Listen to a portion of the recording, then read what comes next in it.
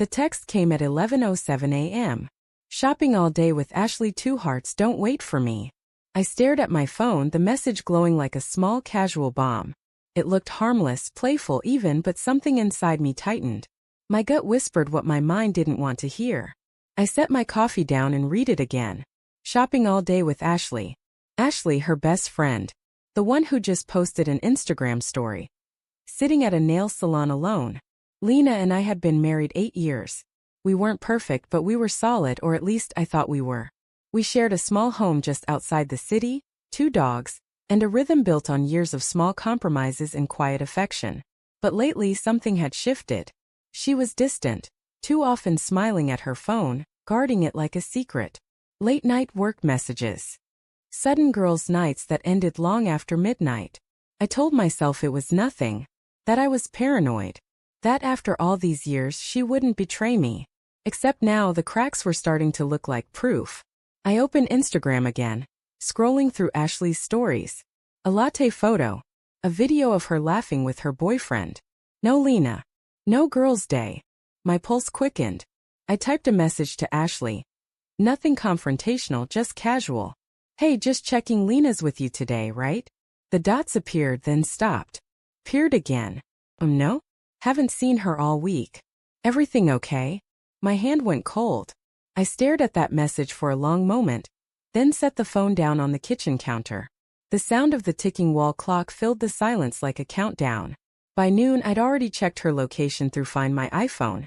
She'd turned it off. That was new.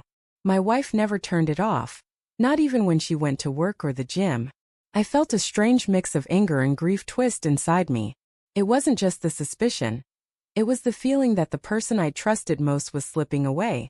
Right in front of me with a smile. I wasn't the jealous type. I'd never been. But this wasn't imagination. This was a pattern forming, and I'd been too blind to connect the dots.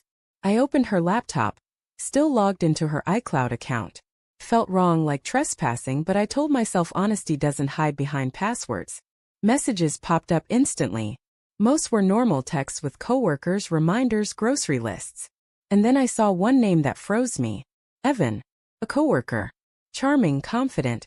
Always the one who just gets her humor. Their messages started innocent jokes, memes, late-night work talk. But then came the photos. The wish you were here texts. The subtle flirting that turned slowly into something unmistakably intimate. Can't stop thinking about last night. Neither can I. Your trouble. My stomach dropped. The world seemed to shrink to the soft glow of that screen. My wife, the woman who once cried when I surprised her with dinner on her birthday, was sending heart emojis to another man. I scrolled until I found today's thread. Evan. Still good for noon? Lena, of course. Told him I'm shopping with Ashley again. You're bad for me, grinning face with sweat. Evan, I'll make it worth it. I stopped breathing. I didn't text her right away. My hands trembled too much to type. I sat on the couch, phone in hand, trying to decide what hurt more, the lie or how easily she told it. I thought of the mornings we'd shared coffee in this same kitchen, the nights we'd fallen asleep tangled together, whispering about our future.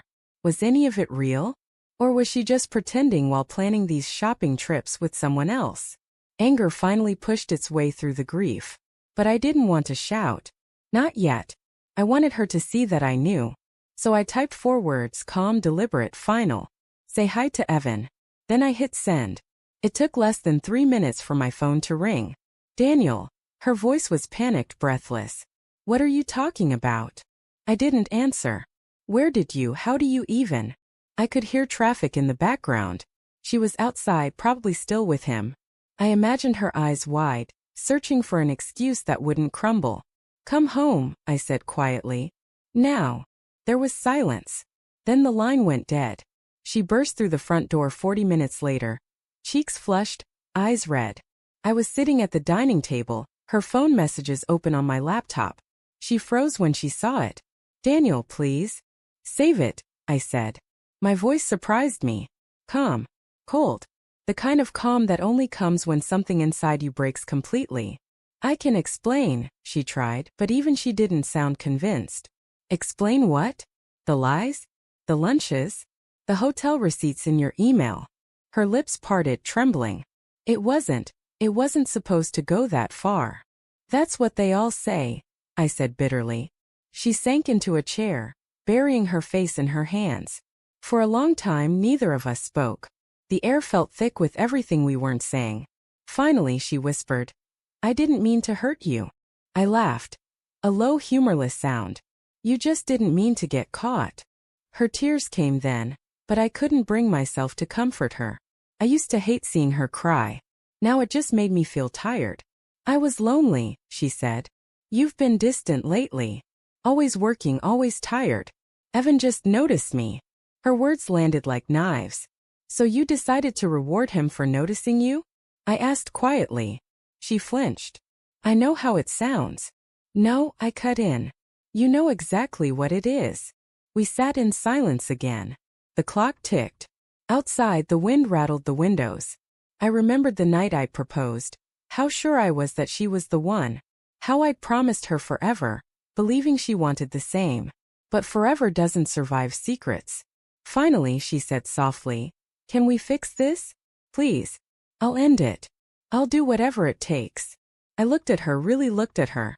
The woman I'd loved more than anyone. The one who just shattered every ounce of trust I'd built. "Lena," I said, "you already did whatever it takes. Just not for us." That night, she slept in the guest room.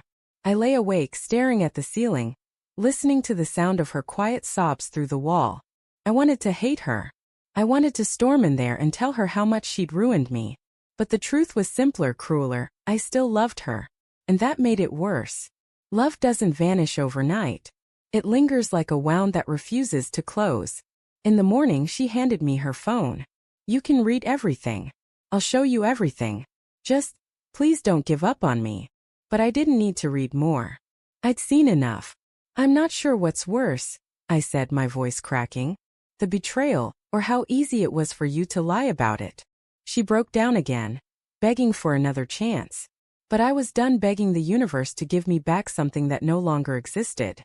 "You can stay until you find a place," I said. "But after that, we're done." Her sob caught in her throat. "Daniel, please." "I can't," I whispered. "I don't even recognize you anymore." The day she left, she stood by the door for a long time, suitcase in hand. "I'm sorry," she said one last time. "I know," I said. "But sorry doesn't make me forget." When the door closed behind her, the silence was deafening. I sat down on the couch, phone still in my hand, staring at the last text she'd ever sent me. "Shopping all day with Ashley, 2 hearts, don't wait for me." I almost laughed. The irony of it. Because now she was gone, and I was finally done waiting.